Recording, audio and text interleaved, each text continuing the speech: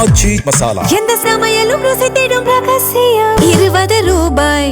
மத்திய உள்துறை அமைச்சர் அமித்ஷா தலைமையில் தென் மாநில முதலமைச்சர்கள் மாநாடு 2 நாட்கள் மாமல்லபுரம் அடுத்த கோவளத்தில் இன்று நடைபெறவுள்ளது.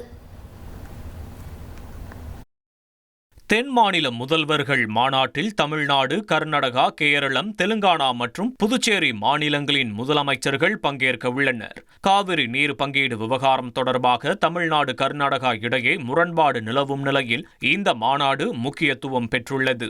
மாநிலங்களுக்கு இடையேயான ஒத்துழைப்பு, பொருளாதார வளர்ச்சி, தொழில் முதலீடு உள்ளிட்ட பல்வேறு விவகாரங்கள் குறித்து ஆலோசனை நடைபெறவுள்ளது.